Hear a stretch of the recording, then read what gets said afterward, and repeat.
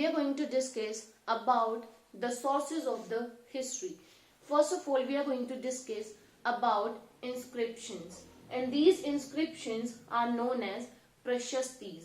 So inscriptions are the things which are inscribed on a hard surface.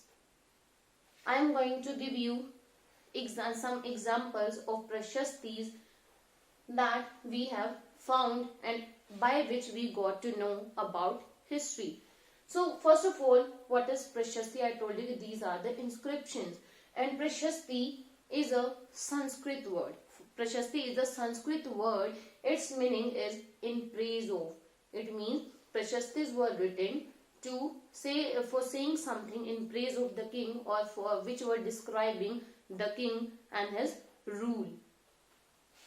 And these prashastis were composed for some of the rulers. Among them, one is Samudragupta. So Samudragupta's prashasti was composed by his court poet Harishen, who was his court poet, and this inscription was inscribed on Ashoka pillar at Prayag, Allahabad. The old name of Allahabad was Prayag.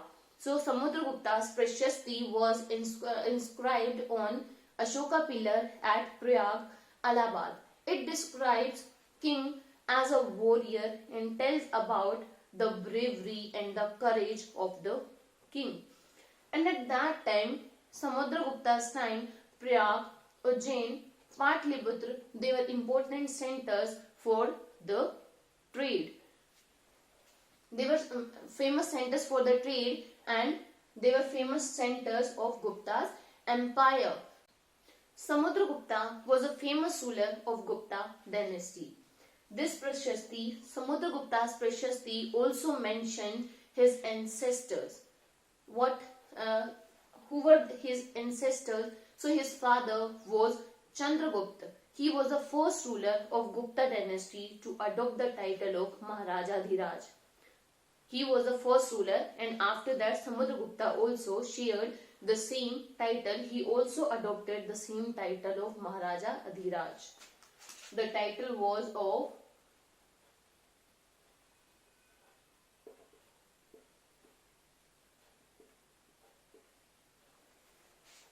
Maharaja Adhiraj. Yes. So Chandragupta was Samudragupta's father. They both shared the same title, and it means his grandfather and great grandfather, they were given the title of Maharajas.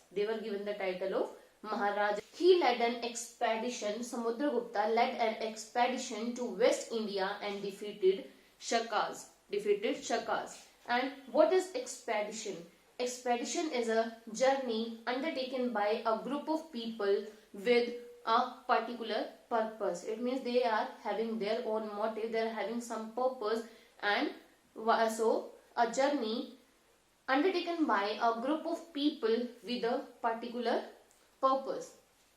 We discuss about Harishen. Yes, so Harishen describes here the four types of rulers, or the four kinds of rulers, and tells us about Ashoka, that tells us about Samudragupta's policies towards them. So we are going to discuss about four kind of rulers that Harishen has described it in Samudragupta's prashasti. So first were the 9 rulers of Aryavrat. And after that they were defeated by Samudragupta, and they were combined in the empire of his empire. So then second, there were 12 rulers of Dakshinapat. The same case was with them. They were defeated, and after that they got merged with the Gupta empire. Yes, but Samudragupta allowed Dakshinapat, which were the rulers of Dakshinapat, they were given the authority back, that they could rule there again.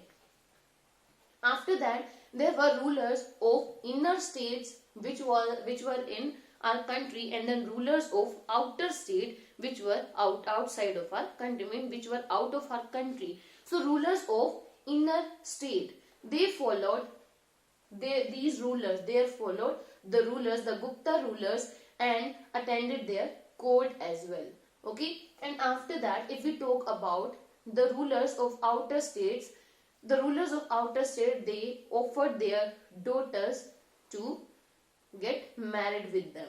Okay, so this was about Samudragupta's Prashasti. We discuss about it right now. Now we are going to discuss about Pallava and Chalukya's Prashasti. From this Chalukya's Pulkeshin II, like from Gupta Empire, Samudragupta was the most famous ruler of this dynasty. So if we talk about Pallavas and Chalukya, if we talk about Chalukya, Pulkeshin II was the most famous and best ruler of their empire. The Pallava rulers, they spread their kingdom from Kanchipuram to Kaveri Delta, where the Kanchipuram rulers, they spread their kingdom from Raichur Daob areas between Krishna and Tubhadra rivers. These dynasties were ruling in South India at that time, at the time of Gupta Empire. These empires emerged in South India. They frequently, sometime they attacked or they raided one another's land, which were the prosperous town at that time. And the capital of Chalukya was Aihole, which was an important trading center at that time.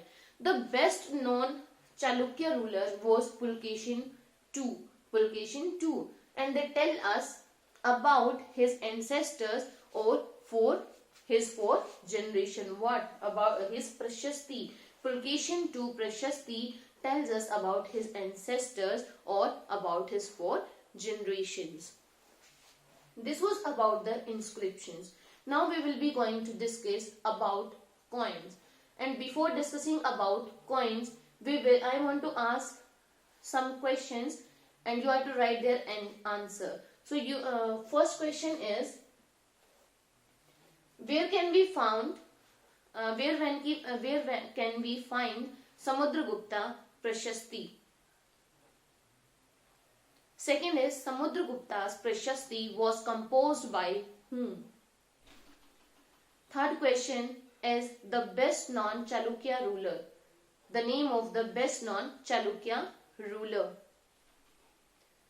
And fourth, Chalukya's Prashasti or Pulkeshin II Prashasti was composed by whom? I think I forgot to tell this. So its answer will be Ravi Kirti, who was Pulkeshin II court poet. Okay, he was the court poet of Pulkeshin II. Ravi Kirti, he composed his Prashasti. And what has been told in this Prashasti, you are to write about it also. These are the questions which answers you are to write in your notebook. Our next topic is coins. I told you in previous video about the coins, that what do they tell us? They tell us about the economy, about the technology, about the ruling period, king's ruling period, the name of the king, the years, the date in the day, and the language which was used at that time. So they told about economy, technology, date, ruler, and language. Samudragupta was portrayed playing veena on these coins. We come to know about Chandragupta II from the inscriptions and coins. We got to know about Chandragupta II, who was Samudragupta's son. So we got to know about him from his inscriptions and coins. Till now, we discussed about inscriptions or Prashasti and the coins by which we come to know about the history and about the facts of the history. Our next point is biography. By biography, we can come to know about the history. So first of all, what is biography? Biography means to write about others' life. Okay, if I am writing about your life, something about your life, it means I am writing your biography. If I am writing about my life, the story of my life story only, then it will be my autobiography. So biographies also play an important role in getting the information of history. So these biographies were written by the court historians at that time, and I'm giving you one example, and that example is of Harshvardhana's biography. Harshvardhana's biography. So Harshvardhana's biography was, he was from the Vardhana dynasty, and his biography was written by his court poet Ban Bhatt, and the name of his biography was Harshcharit. It starts with the genealogy of Harsh and ends with his becoming king. What is the genealogy? Genealogy means the list of the ancestor of kings. So if we talk about, suppose I am a queen, if I am talking about my father, my mother, and my grandfather and my great grandfather, it means I am talking about my genealogy. I am talking the list of my ancestors who were rulers. Okay, so we discuss in this, it starts with the genealogy of Harsh and ends with his becoming king. And there was a Chinese pilgrim or the Chinese traveler and the Chinese invader who came to our country. His name was Hien Sang. His name was Hien Sang, who came to our country in 629 CE.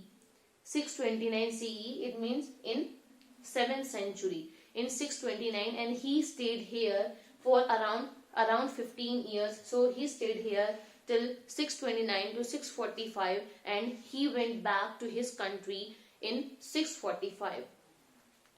Now if we talk about the list of Harshvardhana's ancestors, here Prabhakar Vardhan, who was his father. Prabhakar Vardhan was Harsh's father, and his elder brother was Rajvardhan, his sister was Rajshri, and Rajshri got married with Grahavarma, who was the ruler of Kannauj. But Devagupta killed Grahavarma, who was the ruler of Kannauj and who was Rajshri's husband. Then after that, to take revenge, Rajvardhan killed Devagupta, and after that Devagupta's friend Shashank, he killed Rajvardhan, who was Rajshri's brother. So after that, Harshvardhan came to take revenge. So Harshvardhan killed Shashank, who was Devagupta's friend, and became the ruler of Kannauj. And at last, we are discussing about Harshvardhan, and at last Harsh was defeated by a Chalukya ruler, King Pulkeshin II. Now I hope this topic is clear to you all. About this, I want to ask some questions regarding this topic. You are to write their answers in your classwork notebook. So first was, who was Hien Sang? Who was Hien Sang? When he came to our country, and in whose court he came? He came in whose court in our country? And the time period till which he stayed here. And the next is, name the biography. Name the Harsha's biography, by whom it was written. I hope this is clear to you all. After this, we have discussed about biography. Our next point, that is foreign accounts, by which we come to know about the history. So foreign accounts. Right now I told you about Hien Sang, who traveled India, who came to our country in Harsha's court. So Hien Sang accounts and Fahian's accounts. Fahian was also a Chinese pilgrim who came in the court of Chandragupta II, who was Samudragupta's son. So he invaded here. So Hien Sang's accounts and Fahian's account, they tell us about the administration and about the rulers of that time, about the society of that time. It tells us about the rulers and the society of that time period. Now we will be going after this. These all were the resources. These all were the sources by which we come to know about the history.